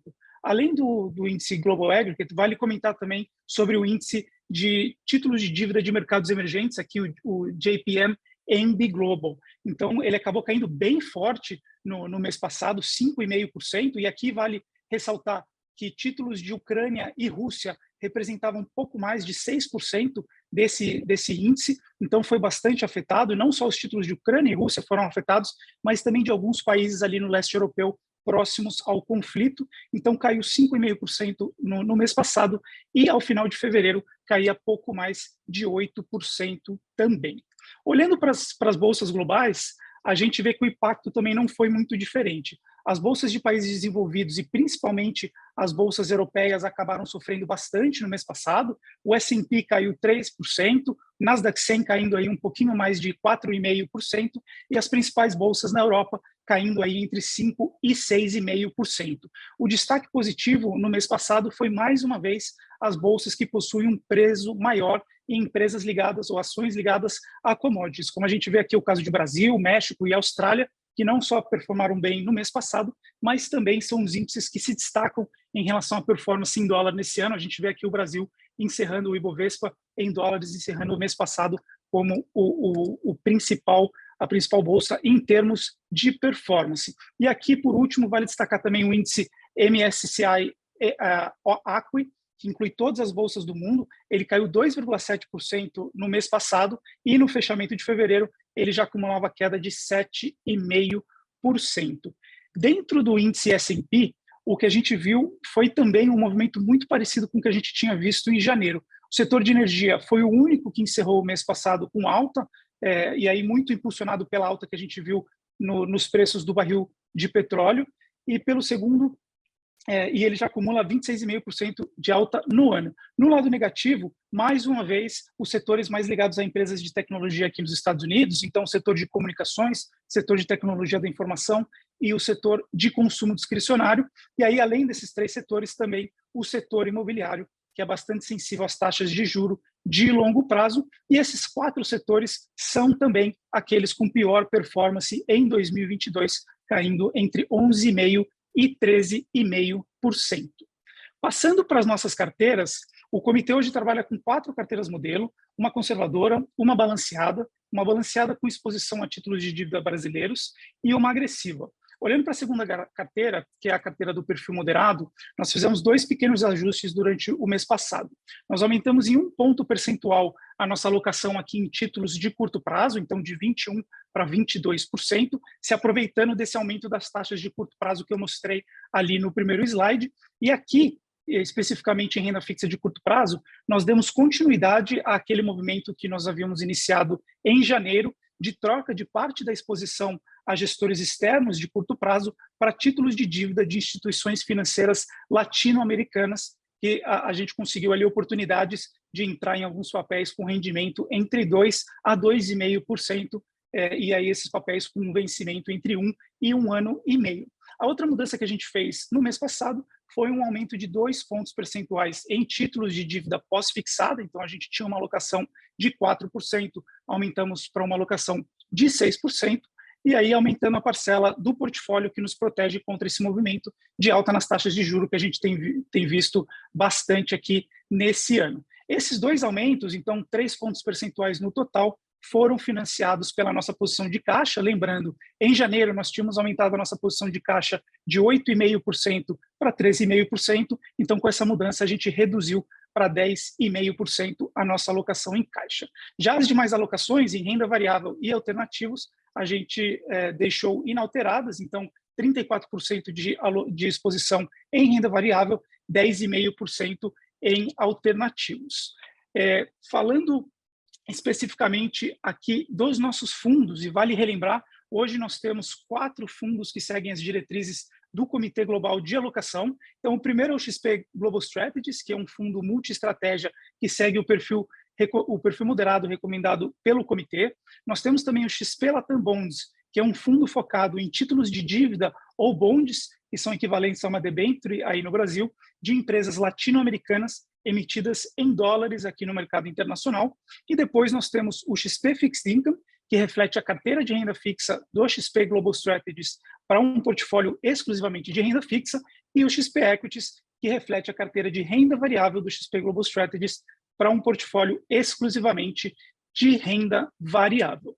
Entrando em mais detalhes aqui das nossas exposições no XP Global Strategies, que é um fundo diversificado tanto em termos de estratégia quanto geografia, a gente vê uma concentração geográfica maior em Estados Unidos, cerca de 57%, depois Brasil com 19%, e aqui essa exposição é inteiramente naqueles títulos de dívida de instituições financeiras que eu comentei agora há pouco. Então são empresas que nós temos conforto em relação à qualidade de crédito e que nos darão um retorno superior quando comparado a alguns fundos de curto prazo que nós tínhamos no portfólio nesse próximo 1 ano e meio. E aí, além disso, vale destacar, a gente também tem outras exposições globais no fundo, especificamente cerca de 14% na Europa e 8% na Ásia. Olhando para a parte de renda fixa, ela não mudou muito em relação ao mês anterior, então eu mostrei ali como nós fizemos um pequeno ajuste na parte de renda fixa de curto prazo e na renda fixa pós-fixada, mas a característica do portfólio se manteve ainda muito conservadora. Então, a gente continuou com um prazo de vencimento médio abaixo de 3 anos para os títulos que nós estamos investidos, um duration também ligeiramente acima de 2 anos para o portfólio, e com isso, como eu comentei, a gente continua com esse portfólio conservador para que a gente possa passar por esse momento de aumento nas taxas de juros, lembrando que títulos de dívida com vencimento mais longos são mais sensíveis a variações de taxas de juros, e por isso que a gente tem uma alocação bem maior hoje em títulos de curto prazo. Inclusive, nas alocações que a gente tem em renda fixa de high yield ou sem grau de investimento e em renda fixa de mercados emergentes, as posições que nós temos são focadas também no curto prazo, então o portfólio inteiro ali de renda fixa focado em vencimentos mais curtos. Ainda em renda fixa, antes de passar para a renda variável, vale destacar que no final do mês ali também, a gente reabriu uma posição vendida no título do Tesouro de 10 anos dos Estados Unidos, ou seja, nós estamos posicionados para nos beneficiarmos de uma alta na taxa de rendimento desse título do Tesouro americano. Tá? Falando especificamente agora de renda variável, como eu comentei, nós não fizemos nenhuma mudança durante o mês de fevereiro, continuamos com um portfólio bastante diversificado, e vocês podem ver aqui em relação tanto à exposição setorial e geográfica, mas também em relação a estilo entre crescimento, valor e core. Passando por último, antes de abrir aqui na nossa sessão de perguntas e respostas, com relação à performance do XP Global Strategies, então terminamos o mês de fevereiro com uma queda de 1,3%, isso acabou reduzindo a nossa performance em 2022 para 4,6%. No mês, os pontos positivos foram as nossas posições em alternativos, e aí tanto nos alternativos líquidos, lembrando, nós temos 3 estratégias, uma de prêmio de risco, uma de arbitragem e outra de segmento de tendências ou trend following, mas também no XP Global Strategies nós temos um fundo imobiliário que performou super bem, ele tem uma cota trimestral, nós recebemos a atualização dessa cota em fevereiro, então também ajudou bastante para a performance, juntos eles contribuíram para 0,25% de performance em fevereiro, e do outro lado, os principais detratores foram as nossas posições em Bolsa Americana, dívida de mercados emergentes e Bolsa Europeia, que combinados reduziram a nossa performance em 1,42%. Dito isso, eu paro por aqui e a gente abre para quaisquer perguntas que vocês possam ter. Quem quiser pode enviar suas dúvidas via o chat aqui e a gente vai respondendo. Obrigado, Scott. Arthur, quer pegar a primeira? Quero. Tem algumas dirigidas para você também, Brasil, acho que seriam interessantes. Vamos lá. Deixa eu ver se eu pego a primeira aqui. Deixa eu pegar a primeira do Fernando aqui, que ele fala que sobre no checklist de gestão em crise, a sugestão é privilegiar consumo básico sobre discricionário, mas as empresas desse setor não podem ter mais dificuldade em exercer seu poder de precificação? Podem, Fernando. Assim, por isso que você tem que fazer empresas de consumo básico com boas marcas, entendeu? Tem pricing power, né? O pricing power da Coca-Cola é diferente do pricing power da Kellogg's. Então, assim, você tem que, não basta só dizer consumo básico, é consumo básico com empresas que tenham capacidade de repassar a preço os seus aumentos de custo. Então, assim, obrigado pela pergunta, porque a minha resposta foi incompleta. Não é só consumo básico, é consumo básico mais pricing power nesse sentido, tá? Outra pergunta bom, o Federico aqui, né? O dólar costuma se valorizar em momentos de crise, mas estamos vendo a valorização do real. Acreditam que o real deve continuar se valorizando frente ao dólar? Frederico, essa é uma boa pergunta, cara. O que tem acontecido no primeiro momento é que os fluxos de capital foram relevantes, né? E não é só real dólar, né? Quando você pega, entendeu, as melhores moedas no mundo, né? Você tá agora, nesse exato momento, o real está valorizando 11% no ano. Segundo, sol peruano, 8,49, peso chileno, 6,43, peso colombiano, 6,23. Tem um tema aqui muito claro, que é produtores de commodity que não estão na Europa, né? Então, são os caras que estão se beneficiando de fluxo de capital.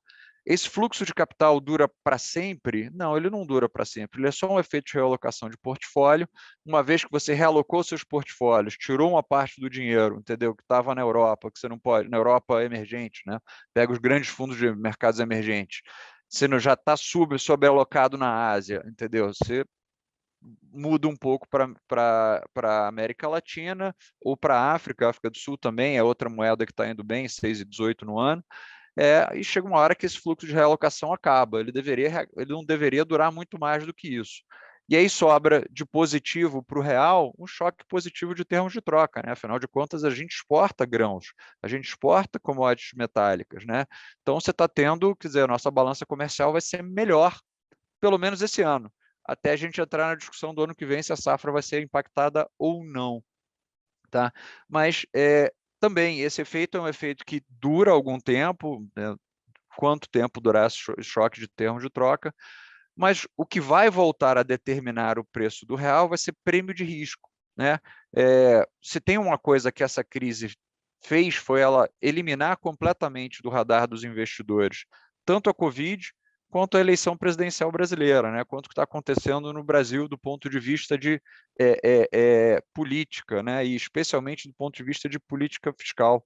E aí eu chamo a atenção uma coisa, olha para o dólar, mas por outro lado, olha para o que está acontecendo com a taxa de juros no Brasil, especialmente a taxa de juros longo.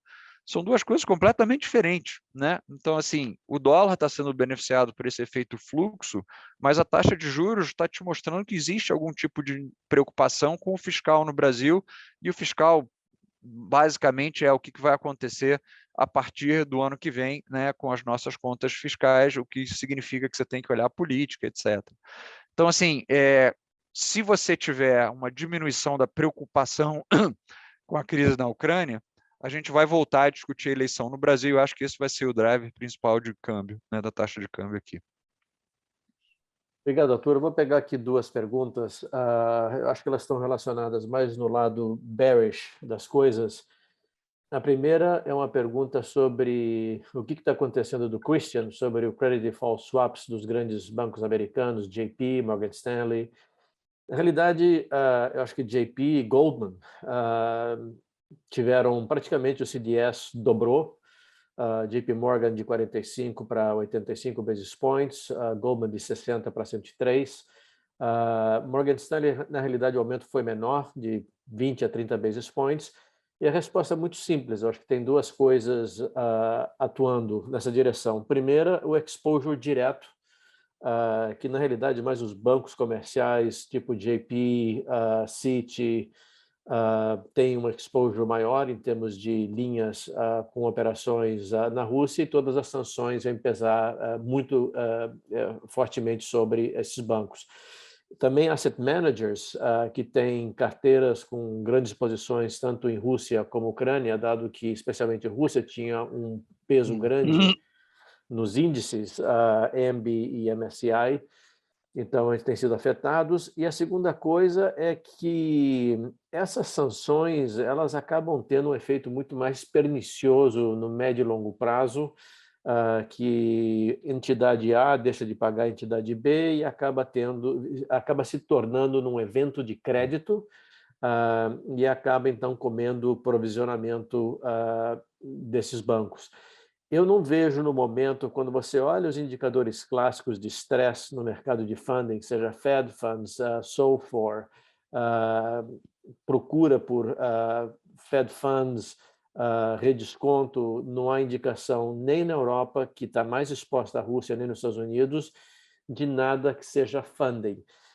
Mas eu diria que na medida que isso, se você vai para um cenário mais negativo, ou seja, de um enfrentamento mais prolongado, mais sanções, restrições diretas às exportações de energia da Rússia, eventualmente isso aqui pode ter um impacto maior, mas se tem algo extremamente positivo, que isso aqui não é uma crise financeira lá 2008, não iniciou dessa forma e não deve terminar dessa forma. Eu diria que você vai ter algum hit.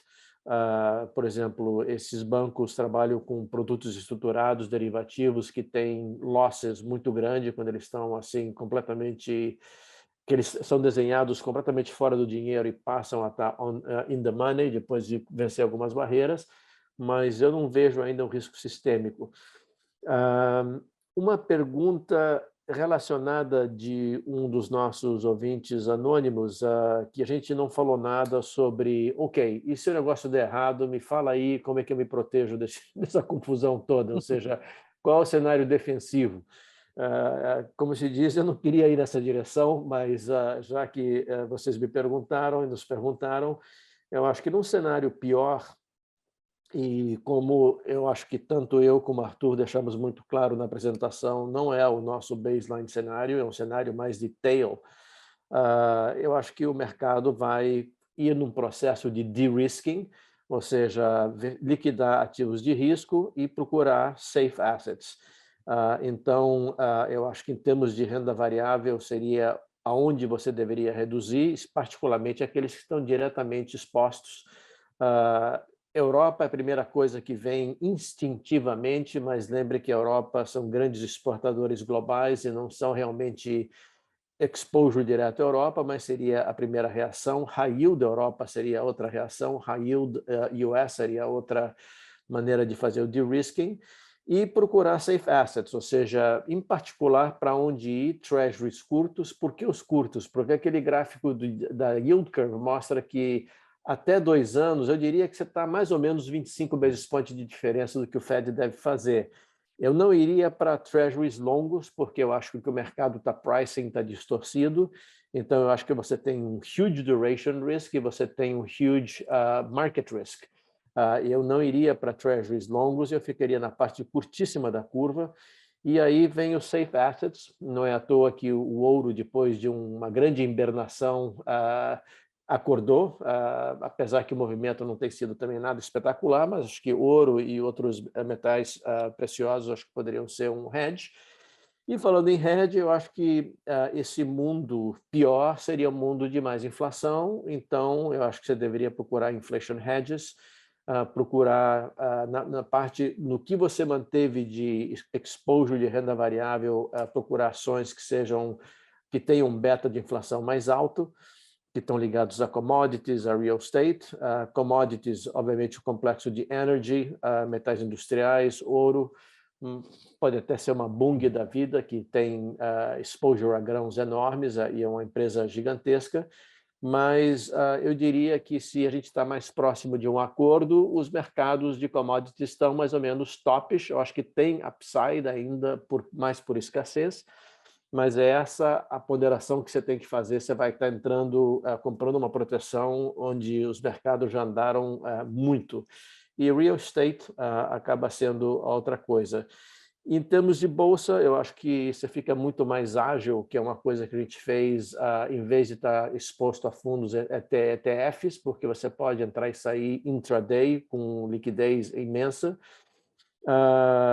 E focar, em termos de ações, empresas que sejam quality, que tenham um bom balanço, free cash flow, capacidade de repassar, operating margins são defendidas por capacidade de repassar a inflação, e que tenha crescimento e um bom business model. Então, você pode encontrar. E, por último, você pode fazer opções, apesar que a volatilidade te deixa muito caro. Então, em vez de comprar uma put outright, você pode fazer um put spread, ou pode comprar um put spread e vender um call spread para fazer o funding dessa posição defensiva. Então, acho que essas seriam as minhas recomendações. Deixa eu pegar aqui uma pergunta do Bruno sobre China, né? Ele fala que a China pode se beneficiar das sanções russas, etc. Vamos falar de China, e aqui eu vou dar uma viajada de 2 minutos. Gente, o que eu acho que, de verdade, como o mercado, onde eu discordo do mercado, eu acho que o mercado está superestimando a dimensão dessa crise no curto prazo e subestimando a dimensão dessa crise no longo prazo, e eu vou chegar na China no final dessa história, que é o seguinte: ok, no curto prazo a gente viu, poxa, possibilidade de guerra, etc., tal, mas a gente meio que está tentando precificar isso no curto prazo. No longo prazo, a gente viu uma coisa que a gente nunca tinha visto em nenhum conflito anterior, que é os Estados Unidos usar o dólar como um instrumento de guerra, né? Os Estados Unidos simplesmente confiscou 500 bilhões de dólares de reserva do Banco Central russo, né? Então, imagina o seguinte: imagina se você é um chinês, né? Você é um chinês, você está sentado em 3 trilhões de dólares de reserva de treasury, né? Você fala assim, se eu brigar com um americano, em algum momento ele usa o dólar como, entendeu? Como arma, entendeu? Será que a gente não está vendo em algum momento o início, entendeu? Dessa desarticulação do sistema financeiro global com base no dólar, né? Então, e aí você surgiria, né, alternativas surgiriam, podia ser a China, podia ser, entendeu? Outras moedas que poderiam surgir. Se a gente vai poder viver um mundo, quer dizer, que é um mundo monetário, hoje a gente tem um mundo unimonetário, né? Todo mundo usa padrão dólar, né? A gente já teve padrão ouro, já teve padrão libra esterlina, né? A gente pode mudar para isso. E a China pode se beneficiar? Pode. Eu acho que a China já assim, vamos lá, no curto prazo ela sofre, porque ela é importadora líquida de commodities, né? Então ela vai ter que pagar muito mais caro pelo petróleo que ela está importando, e ela vai ter que fazer política contracíclica. Então a atividade econômica na China E o governo já deu sinais semana passada, quando a crise se acentuou, de que ele ia fazer mais do ponto de vista fiscal para manter o objetivo de crescimento lá entre 5 e 5,5. Eu acho que ele vai ter que fazer mais do ponto de vista fiscal. Agora, olha só que interessante, as pessoas estão se voltando para a China e dizendo: China, por favor, resolva esse conflito. Porque dado que você tem os Estados Unidos de um lado, né, ou OTAN de um lado, a Rússia do outro, só sobrou a China, entendeu? Então a China pode surgir a essa altura do campeonato como um grande mediador, um grande ganhador do ponto de vista geopolítico, em termos de status. Imagina se o Xi Jinping entra lá no meio do caminho agora e diz assim: olha, agora eu vou mediar uma paz entre a Ucrânia e a Rússia, entendeu? Pô, é uma coisa que a gente sempre teve uma certa suspeita, né? Assim, da China como um país, de como é que eles vão se comportar geopoliticamente. Imagina agora, entendeu? Se ele medir uma paz, e agora a gente começa a ver a China como um líder geopolítico e começa a buscar na China uma liderança, né, do ponto de vista de direção geopolítica. A China pode ser um beneficiário de longo prazo dessa história, Bruno. E deixa eu só pegar um gancho aqui na pergunta do Henrique, que ele fala: bom, tá bom, e os criptos, né? Se eu acabei de falar que a gente pode estar mudando de padrão monetário, os criptoativos vão fazer o que nessa altura do campeonato? Gente, aí a resposta é muito clara. A gente descobriu, com essa crise, que um criptoativo, por exemplo, o Bitcoin não é um substituto perfeito para o ouro, né? O ouro performou bem e o Bitcoin não, né? Poxa, então a gente descobriu que existem características dentro dos criptoativos que fazem com que ele não seja um substituto perfeito nesse momento de crise. Qual é uma dessas características? Poxa, tem um bando de russos que tem Bitcoin, né? E o que o governo americano quer? Confiscar dinheiro russo. Então, em algum momento, o governo norte-americano vai atacar o próprio centro do Bitcoin, que é a confidencialidade, não é seu, etc. E o que eu acho que pode acontecer é que a gente pode estar agora...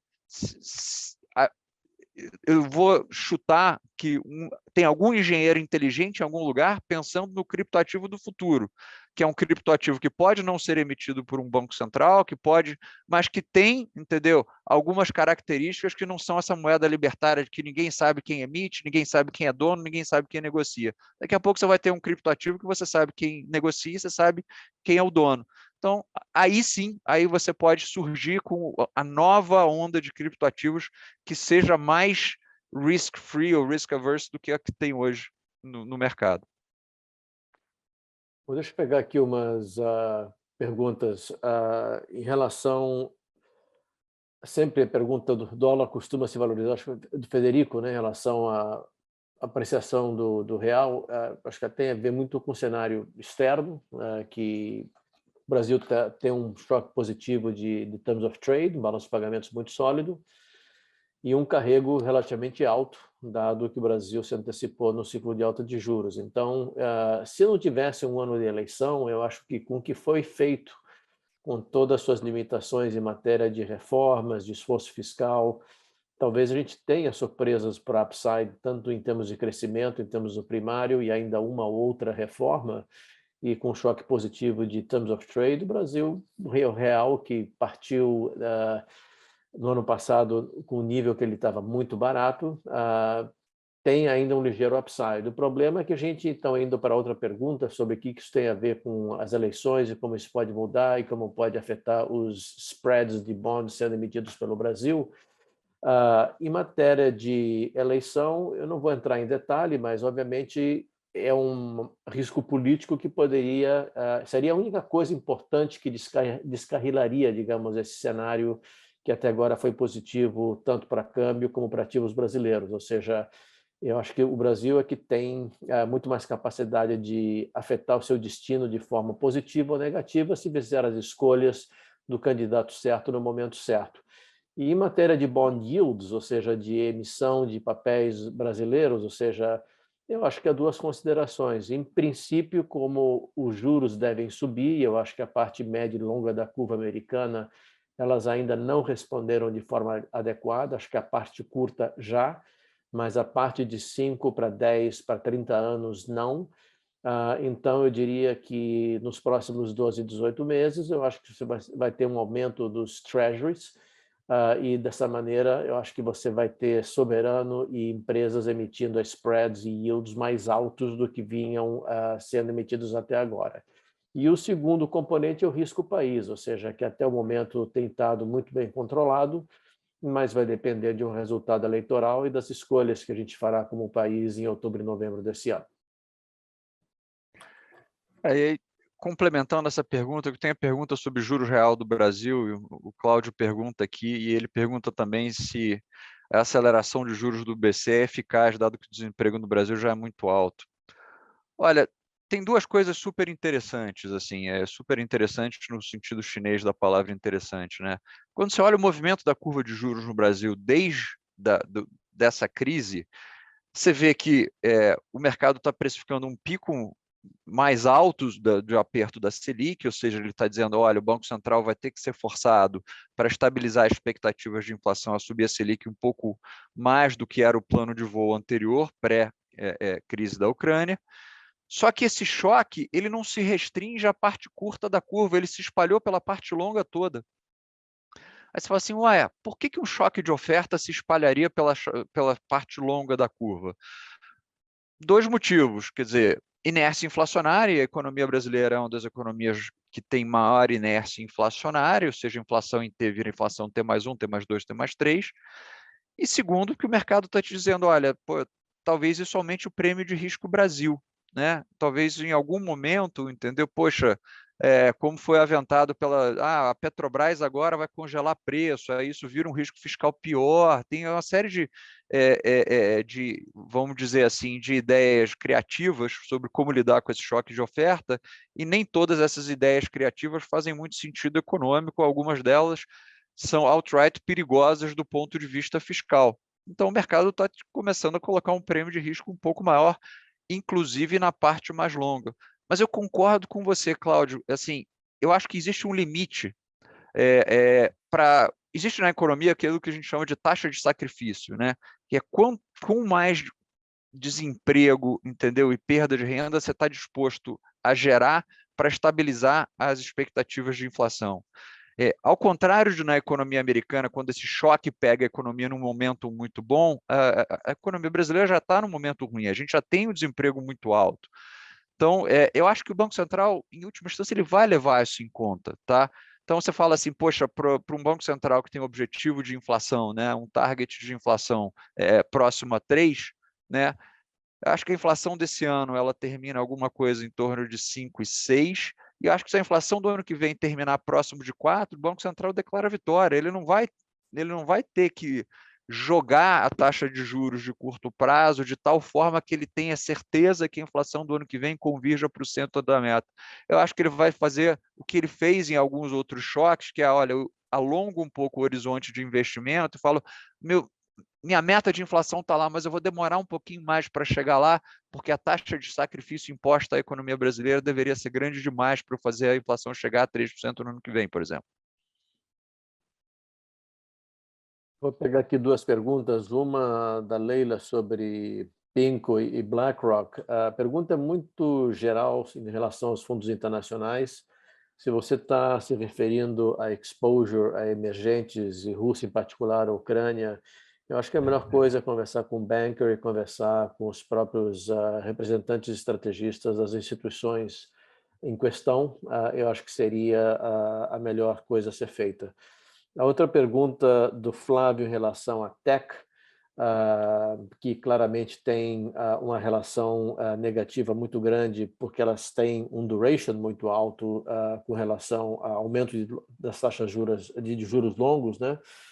Eu acho que tem que saber separar, porque tem, dentro do mundo tech, você tem, eu diria que 3 universos. Você tem as mais consolidadas, já com geração de free cash flow, com excelentes margens, com um plano de crescimentos fantásticos, balanços muito sólidos, uma posição de cash fantástica, tipo Apple, Microsoft, Google, Amazon, só para indicar algumas, que eu acho que ela tem um comportamento muito diferente do que aquelas que são apenas um projeto e que não tem free cash flow, e para ir no limite, que é um SPAC, por exemplo, que acabou de entrar.